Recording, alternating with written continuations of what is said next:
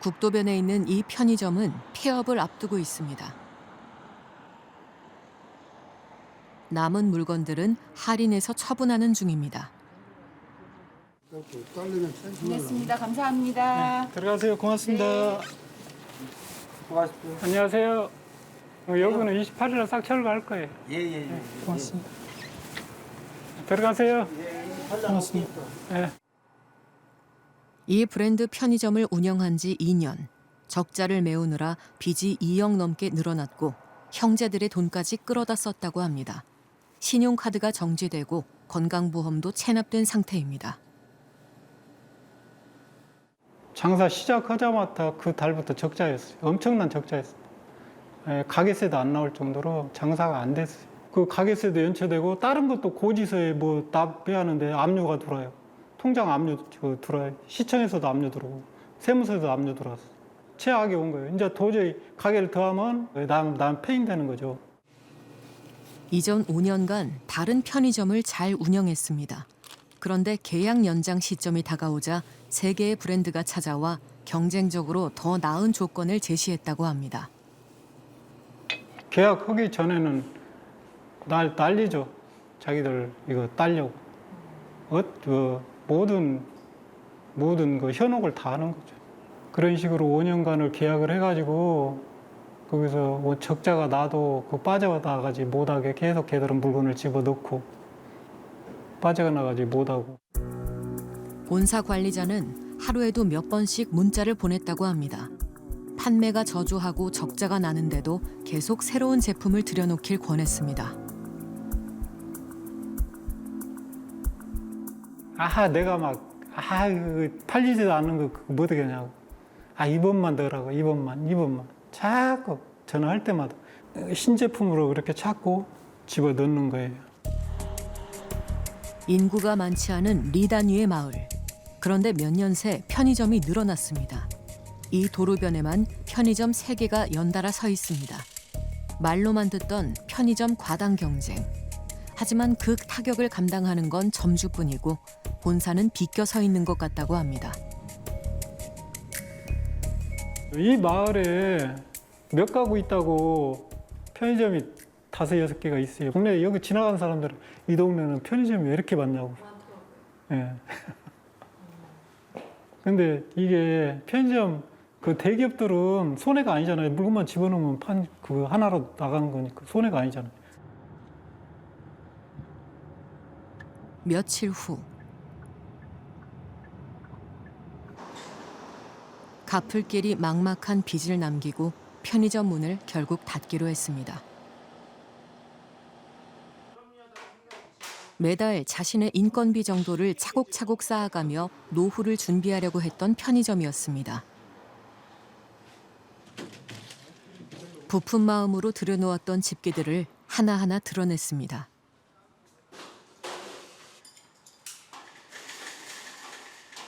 이거 본사에서는 이거 껌 하나 빨대나 두른까지 나한테 다 팔아먹었잖아요. 모든 걸 여기서 쓰는 건 내가 본사에서 사거든요.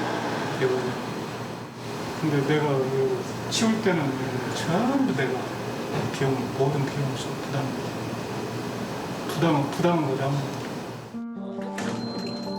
폐업을 하기까지도 힘들었지만 막상 다 떠나보내는 건 역시 쉽지 않은 일입니다.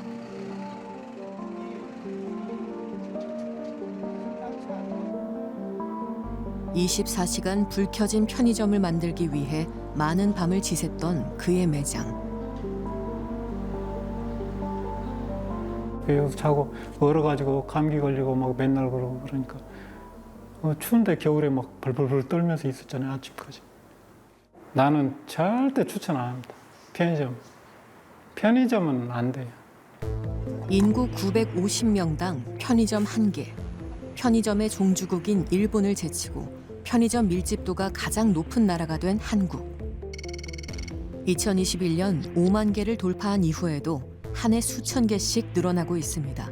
그 배경에는 새 점포가 생길 때마다 수익이 발생하는 구조가 있습니다. 가맹 점주가 들어오실 때 가맹비, 라이센스비, 그다음에 인테리어비, 그런 등등 여기에서 나오는 수입과 수익이 있는 거고 차액 가맹금이라고 해서 가맹 사업자분들이 사업을 하는데 사업을 하는데 필요한 물품을 제공해 주는 데다가 마진을 덧붙여서 들어오는 수익이 가맹 본부의 수익의 상당 부분을 차지하는 거로 저는 이해하고 있습니다. 이렇게 차액 가맹금 이런 방식이 되게 되면은 일단 점포 수를 좀 많이 하는 게 좀 본부가 유리할 수 있습니다. 왜냐하면 일단 공급을 많이 할 수가 있죠. 공급을 많이 하게 되면은 남는 게 많다. 다른 지역, 다른 브랜드 편의점을 찾아가 보았습니다.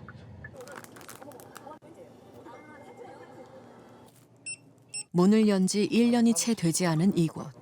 하지만 역시 폐점을 준비하고 있습니다.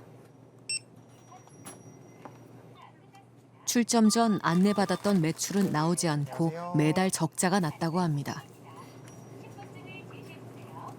택배를 원래는 하려고 했었어요. 근데 하다가 이제 아는 분이 편의점 괜찮다 해가지고 점포를 좀 찾아달라고 얘기를 해서 찾은 데가 여기인데 뭐 이렇게 됐죠. 30대 젊은 점주 동현 씨. 애초에 높은 매출을 바란 것도 아니었습니다. 역시 편의점을 하고 있는 아내와 둘이 합쳐 월 4,500만 원의 수익을 목표로 했습니다. 그 정도면 열심히 아이 키우며 살아볼 수 있겠다고 생각했다고 합니다. 하지만 주변의 경쟁점이 계속 늘어났습니다. 처음에 여기를 오픈할 때 제가 5천만 원을 대출을 받고 들어왔어요. 매출은 완전 바닥이고 저는 어쨌든 생활을 해야 되고 애기도 키워야 되니까 매달 이제 200, 300씩 마이너스가 계속 나면서 여기 오픈하고 대출이 한 8,500 늘어났어요. 그럼 이렇게 매출이 안 나올 때 본사에서는 좀 어떻게 도움을 주나요? 도움을 받아본 적이 없어가지고 없어요. 지원이 진짜 아예 없어요. 본사에서 지원해주는 것도 없고 그렇다고 매출을 뭐 위해서 뭔가를 해준다라는 것도 없고 SC도 항상 와서 하는 얘기가 자기가 맡은 점포가 너무 많다 보니까 하나하나 신경을 쓸 수가 없다고 얘기를 하더라고요. 근데 저희 입장에서는 어쨌든 저랑 소통할 수 있는 사람은 SC밖에 없는 상황인데 폐점에 대한 정확한 정보도 얻기 어려웠다고 합니다. 알아보니 폐점 비용, 즉 위약금이 있다고 했습니다. 남은 물건들도 다 팔지 못하면 떠안아야 하는 상황이었습니다. 위약금이 5천만 원이 넘게 들어간다고 하더라고요. 지금 상황이. 산정된 게 5,200 정도고 저도 이거를 어떻게든 정리를 해야 되는 상황이잖아요. 그래서 이제 매장에 지금도 13시간, 14시간 붙어있는 상황이에요. 물건 하나라도 더 정리하는 것이 절박한 지금. 아이도 부모님께 맡겨놓고 편의점에만 매달려 있습니다. 자고 나면 편의점이 생겨나는 시대. 점주만 손해인 것 같다는 젊은 가장. 애초에 손해를 볼 수 없게 구조가 되어 있어요. 그러니까 일단 보증보험부터 가입이 되어 있고 그 다음에 위약금도 따로 나오고 그러다 보니까 얘네는 뭐 저희가 손해를 억대를 봐도 얘는 억대는 그냥 다 가져가는 구조니까 손해를 볼 수가 없고 애초에 물건을 저희가 판매를 해도 어쨌든 배분율대로 가져가는 구조잖아요. 그러니까 손해를 볼 수가 없는 거죠. 걔네는. 우리는 수많은 제보를 받았습니다. 비슷한 어려움을 호소하는 편의점 점주들이었습니다. 본사 직원으로부터 일매출 160만 원이 나오는 자리라며 소개를 받았다는 지은 씨. 출점은 한 달 만에 일사천리로 진행됐습니다. 공식적인 예상 매출 산정서는 계약 당일이 되어서야 받아보았다고 합니다. 저희 예상 매출 산정서는 법적으로 계약 당일날 보여줘도 괜찮거든요. 실제 계약하기 당일날 그 전에 이미 임대차 계약도 다 완료했고 그다음에 사업자 등록도 다 완료했고 인허가도 다 사실 그때 가서 뭐 예상 매출 산정서 본들 저 안 할래요 이렇게 하는 게 쉽지는 않고 그렇다 보니까 저희가 계약 당일날 조그만 노트북으로 뭐 이게 예상 매출 산정서입니다라고 하면 뭐 사인하세요 이렇게 하면 그냥 보통 그냥 사인을 하게 되는 것 같아요. 하지만 매출은 나오지 않았고 월 500만 원에 가까운 손실이 발생했습니다. 지은 씨는 재빨리 폐점을 결심했습니다. 계약 당일날까지 못 받았다. 위약금도 몰랐어요. 저는 얼마가 위약금이 나올지도. 제가 계속 요청을 거의 진짜 한 10번은 했어요. 아니 이렇게 위약금도 모르고 문을 닫는 경우가 어딨냐. 예. 그래서 이제 나중에 그러면 내용 증명을 보내라. 그래서 어쩔 수 없이 내용 증명을 보내서 거의 문 닫기 이틀 전에 알게 됐어요. 그리고 인테리어 잔존가 같은 것도 마찬가지로 어떻게 해서 2,400만 원이 나왔는지 이 내용을 안 보여줘요. 절대. 자기들만의 계산이라는 거죠. 네네. 공개된 정보가 적어 본사에 비해 점주는 모든 점에서 불리할 수밖에 없다고 합니다. 근데 이 편의점 운영해보니까 그 가장 부당하게 느껴지는 점은 뭐예요? 저희가 어려울 때 도와주지 않는다는 거. 그다음에 처음에 오픈할 때는 본사가 이것저것 다 같이 도와주잖아요. 예, 뭐 인허가 하러 구청에 갈 때도 같이 따라가서 이렇게 하세요 이렇게 하고 따라다니면서 모든 걸 다 해주고 근데 막상 저희가 이제 못하겠다 너무 지금 손해가 크다 이렇게 했을 때는 그래 뭐 네가 알아서 해. 뭐 재고도 네가 알아서 처리해. 너 4개월밖에 운영 안 했어. 우리 하나도 못 해줘. 만약에 내가 정말 사랑하는 가족이 나 편의점 할게라고 하면 저는 도시락 싸들고 말릴 거예요. 너무 힘들어요.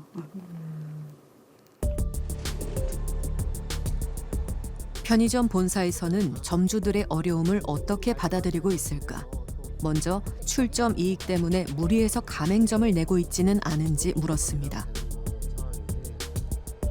장사 이제 출점을 하기 위해서 저매출 저수익이 예상됨에도 불구하고 장려금을 지급하거나 해서 출점을 강요하지는 않습니다.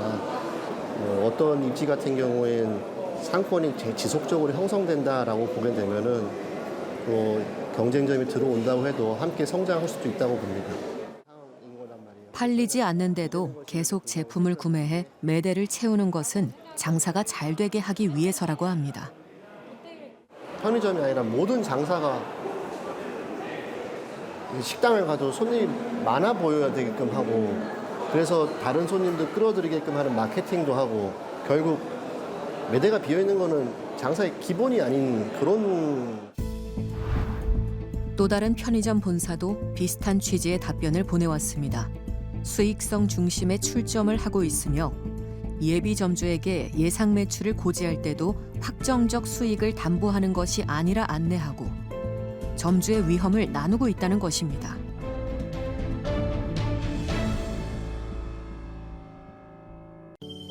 수신료의 가치를 실현합니다. 여러분의 KBS